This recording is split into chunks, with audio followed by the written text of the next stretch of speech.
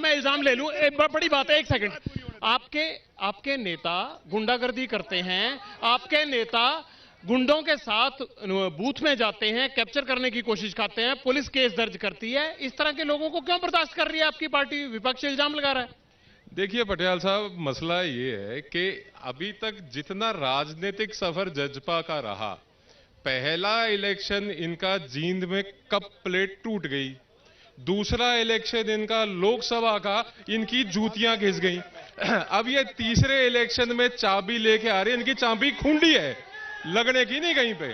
सवाल ये था कि केस दर्ज हुआ ना, ग्रोवर साहब पे केस दर्ज हुआ, वो एक हिस्ट्री शीटर के साथ घूम रहे थे, ये तो ऑन रिकॉर्ड बात है। चलिए, अब जो इनके पूर्वज हैं, जो इनकी पार्टी के संस्थापक हैं, जिनके ये स्मरणीय हैं, उनके संबंध मुख्तार अंसारी के साथ रहे, इनके घरों में आके मुख्तार अंसारी रहते रहे।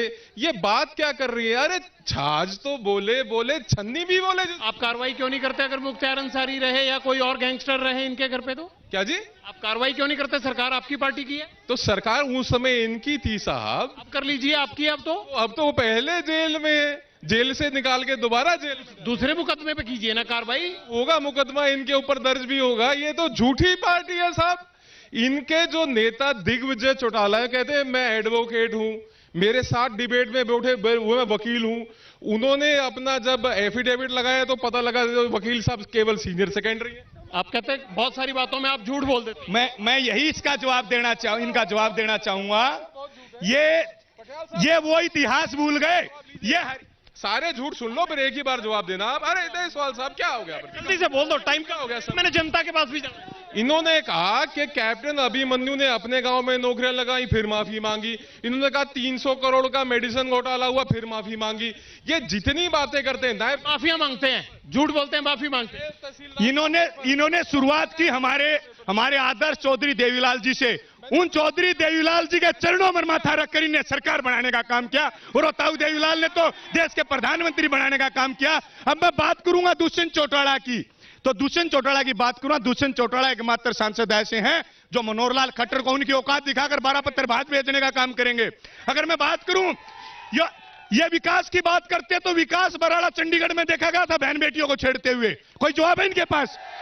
कहते हैं आप तो बेटियों को बचा नहीं पाए। चक्रवर्ती साहब बड़ी देर से कागज देख रहे हैं। चक्रवर्ती साहब एक बात बताइए, रोहतक हुड्डा साहब का गढ़ होता था, आप बुरे फंस गए ये जाट नॉन जाट के चक्कर में, गैर जाट के चक्कर में। बीजेपी ने आपकी लोकसभा की सीट भी छीन ली, और अब मुझे लग रहा है कि विधानसभा में भी आप उसी चक्रव्यूह में घूम रहे हैं, नॉन जाट वाले में। देखिए, कोई ऐसा चक्कर नहीं था। इन्होंने बहुत ही ज्यादा हेरा फेरी करके पूरे हिंदुस्तान में दीपेंद्र हुड्डा जी का अकेला ऐसा नतीजा था जो रात को 3 बजे इन्होंने 7,000 वोट। आप कोर्ट में जाइए, चुनौती क्यों नहीं देते? देखिए, वहां पर बहुत बड़ा बलबा हो सकता था, लेकिन हमें एमपी की सीट प्यारी नहीं, हमें लोगों की यहाँ की। अरे जहां तक बात करें हम दीपेंद्र हुड्डा की, ये क्या बात करेंगे? नॉन जाट के चक्कर में आप कांग्रेस को नुकसान हो रहा है ना। देखिए, इनको क्या बात करनी आती है। इन्होंने बात की मेरे भाई प्रदीप ने, परशुराम का सम्मान सूचक परसा एक ब्राह्मण भारद्वाज ने श्रीमान मनोहरलाल खट्टर जी को दिया, लेकिन मनोहरलाल खट्टर अहंकार में इतने डूबे हुए हैं कि उसको कहा कि तेरा गर्दन काट दूंगा। भाई साहब आप सुनिए, मैं सुन रहा हूं, ये बात रिपीट मत कीजिए। 1 मिनट चक्रवर्ती जी, आप यार उनका घमंड चूर कीजिए ना। आप वोटों से तो जीत नहीं पाते, कोई इल्जाम लगा रहे हैं, आप चूर कीजिए उनका घमंड। 21 तारीख आने दीजिए, 21 तारीख आने दीजिए, हरियाणा में कांग्रेस की सरकार बनेगी, इनका घमंड टूट जाएगा। 21 तारीख, जनता इस बात को जानती है। आज हरियाणा के अंदर क्या है साहब, मैं जनता से पूछ लूं, रिपीट मत कीजिए। 1 मिनट। आज अर्थव्यवस्था का क्या हाल है? आज ऑटोमोबाइल इंडस्ट्री का हब है हरियाणा। श्रीमती इंदिरा गांधी जी के आशीर्वाद से हरियाणा में मारुति की फैक्ट्री आई, आज एक शिफ्ट चलती है, उसमें से आदमी रिट्रेंच हो गए।